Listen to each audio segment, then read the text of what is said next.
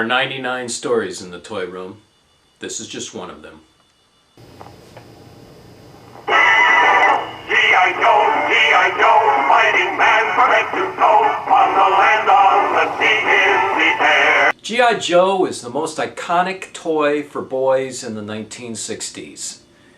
I was 5 years old when it was released in 1964 by Hasbro. And it wasn't a doll! Boys don't play with dolls. It was a movable action figure. In the corner of the toy room, at the top of a tower, we find today's story, the G.I. Joe Sea Sled and Frogman.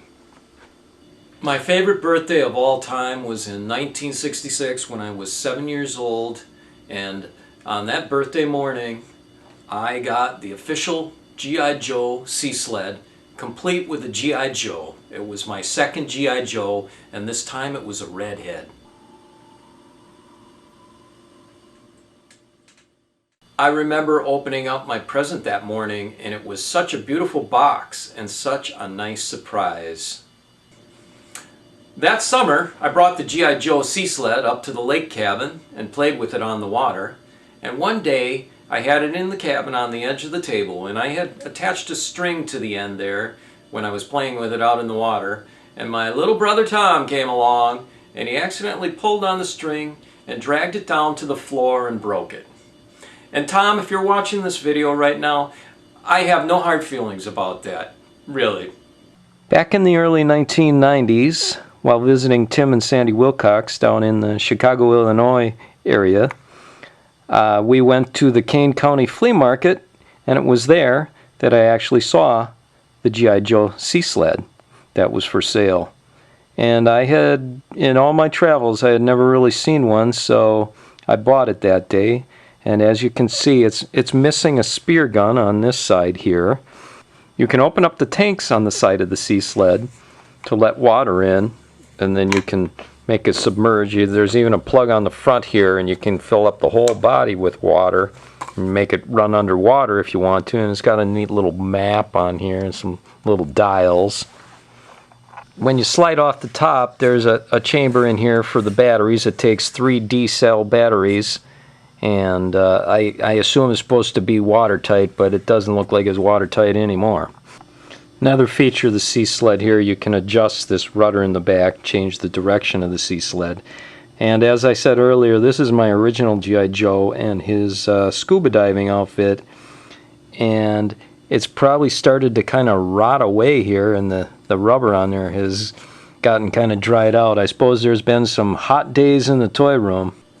Another thing about this particular Sea Sled is that it's missing the little face shield around the front of the hull here, but otherwise it's in pretty good shape. And it's a funny thing, you know, you get busy with your life, and I bought this mostly for display, so I never got around to testing to see if it worked.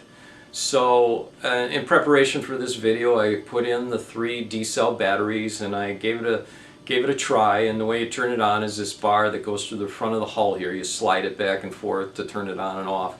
And I guess it was no big surprise when it was not working.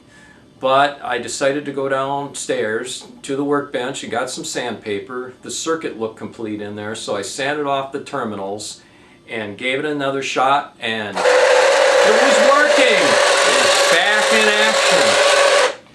action. The engines roared to life. It must have been the first time, probably since the 1960s, that this propeller's been spinning around here on the back, and I was absolutely delighted. The cats were happy, the wardrobe girl was happy, the whole production crew was happy about it, that it was... And now we're gonna fill up the tub and let Joe take this baby out. Here we have Joe and the Sea Sled on the edge of the tub. We put him down in the water here. We turn it on.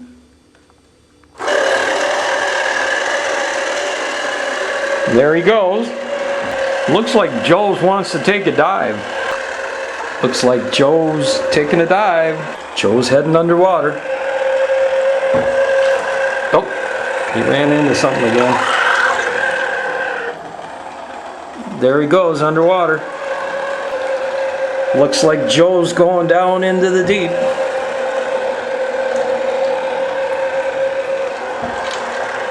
He doesn't have much room to play with here, I guess. He's getting around, though. Take off, Joe. On a closing note, a good friend of the Toy Room, Gary Peterson, a talented artist from Wisconsin, has requested that the Campus Cuties make a visit to the Toy Room. Let me know what you think and any other suggestions that might make the Toy Room a better place to visit. You can write to the Toy Room, care of me. I'm in the phone book. Well, there you have it. Joe's been back on the water for the first time since the 1960s. You know, I've always thought that Joe had kind of a sad look in his eyes. But today, I think I saw him smile. Until next time, this is Joe and Mark saying so long from the Toy Room. Remember, only G.I. Joe is G.I. Joe.